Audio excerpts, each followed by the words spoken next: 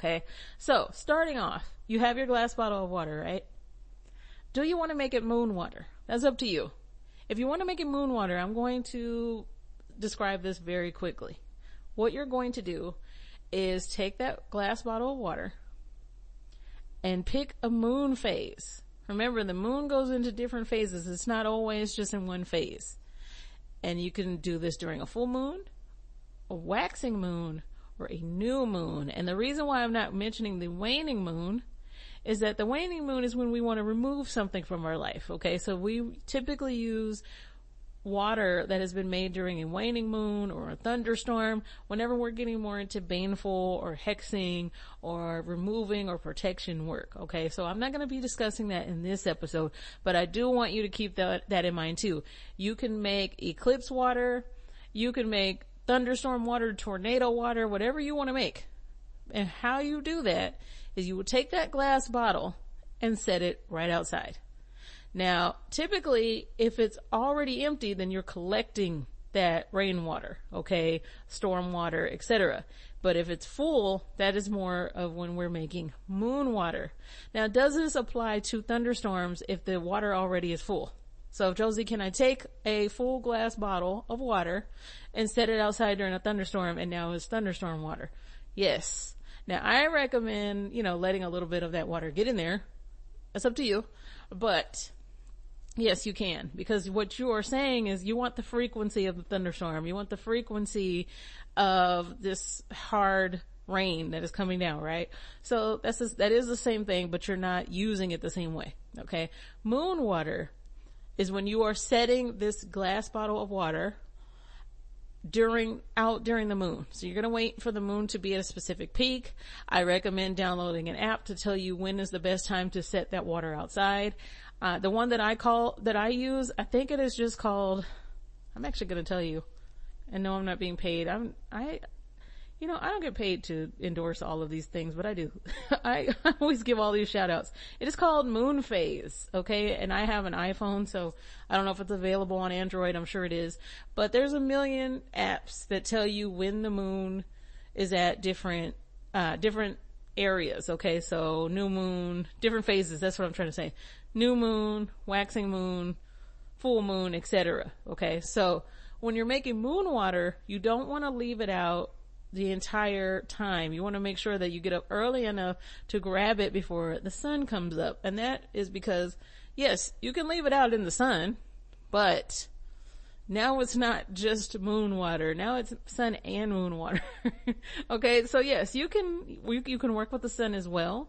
That's a little bit trickier because obviously the sun can bake the water, essentially. It could bake the water, boil the water. That's what I was trying to say. Why can't I get my words together? I told you, the second I hit record, I don't know if it's because I have a million notes in front of me. Everything I want to say just runs together.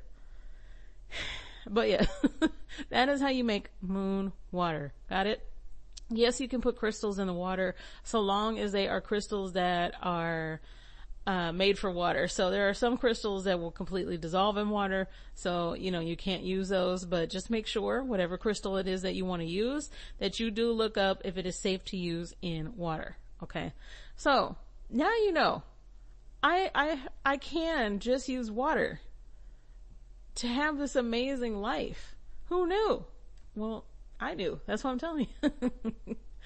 And so there is not only just a magic behind this, there's actually a science behind it.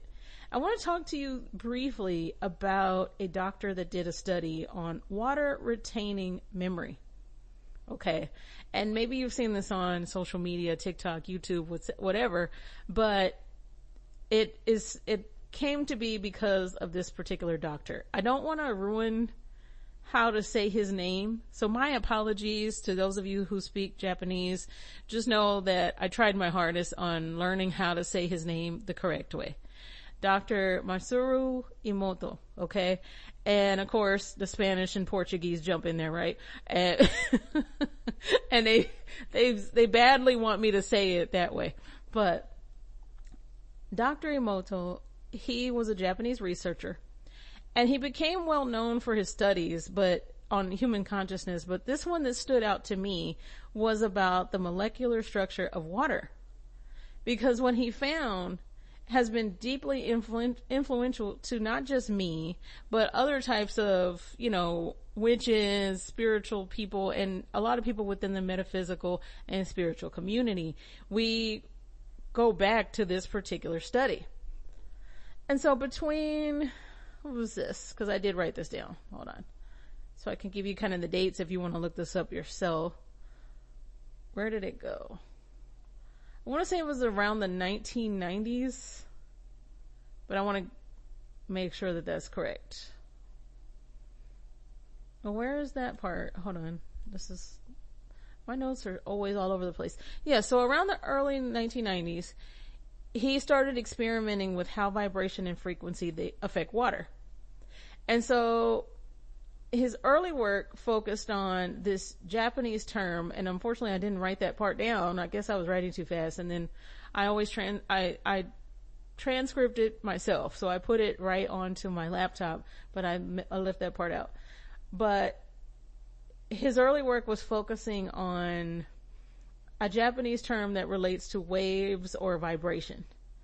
And that became kind of the foundation of his theory about water responding to energy. Okay. And so between around 94 and 99, he would freeze and photograph water crystals. And I'm sure you may have seen this before. And he produced his first major findings. How when you would say different words or use different music and thoughts, it influenced the way the water crystals formed. Okay. And so around 99, he published this book, Messages from Water. And it actually has photographs of what I'm talking about, of the crystallized water, and explanations of his experiments. In the 2000s, he gained international attention through this. Okay, he was doing lectures, he was in a documentary. I did see this documentary on YouTube, so if you look him up, and I'm going to tell you how to spell his name if you want to look this up, then you can find, I think the documentary may still be on YouTube. And then later on, he wrote another book called The Hidden Messages in Water, and that was around 2004. Okay. And so, yes, this is an old study. This isn't something that is recent. This isn't something I came up with or another witch, but this is something that we've known for some time now. Now, what I want you to do, based on what I just explained to you, is to go on to YouTube or whatever music app that you use. So I'm not going to endorse any here, but you might use different music apps, right? And so what you can do, it doesn't even have to be specifically related to meditation. It doesn't have to be classical music. It doesn't have to be, related to a particular frequency, but it can. But I do want you to put on something that is upbeat. Is there a song that you relate to manifesting? I have given the examples before of using Cardi B, Megan Thee Stallion, etc. And when they make songs about money, when they make songs about being bad bitches, all of the above, okay? And so there's just so much going on as I'm recording, and it's driving me nuts because before I recorded, it was so quiet. There's dogs barking. The dryer decided to go off early. Oh my God, I cannot stand that. Anyway, so what I want you to do is to find the right frequency. Find something that relates to what it is that you're wanting to manifest. For instance, if you want to manifest a beautiful marriage, then you might be familiar with this, but Lana Del Rey, her music is used in weddings a lot. So look up one of her songs and play that. And what I want you to do with this glass bottle of water is I want you to put it near where that music is playing.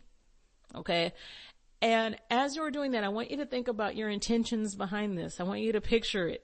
Okay. If you're picturing this beautiful life together with your person, then I want you to picture that before you even touch that water again.